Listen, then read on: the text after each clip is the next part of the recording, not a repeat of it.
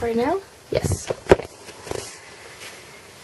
Hey Pauline, it is day 307 of the project, April 10th, and I don't really have a lot to say about how-to videos today. I'm just going to say basically how to really easily do a research essay, and then I'm probably going to also give some advice about packing up, mostly because that's where I am kind of at in my chaotic stage of cleaning up my room and packing everything up. So first with the research paper, it's really actually kind of easy. You find a subject that you are actually really fascinated in, and sometimes you are given this, sometimes you aren't. If you're given an option of choices what to do research on, read through all of them, find the one that you think most likely not very many people are going to go for. That is my advice to everybody out there, actually, is if you are given an essay topic, go for the one that is least likely to be picked.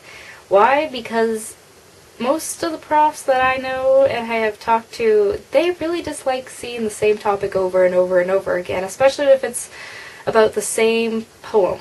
So if you are given the option to try something else, try something a little more difficult but more abstract, but not very many people are going to take, professors might look a little more kindly to those papers than the ones who just look like the rest of the class.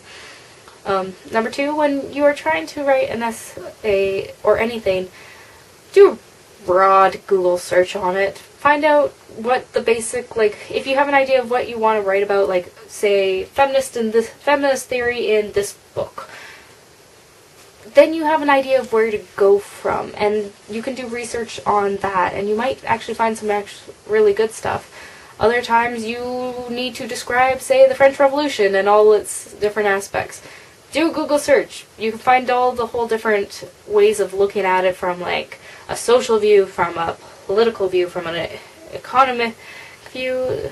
So just do a broad search, and then once you have that broad search and you have your basic topic headings of each kind of way you want to organize it, then do some more detailed research, and by the end of it you should have a solid bibliography of works that you can look at and know more about your topic.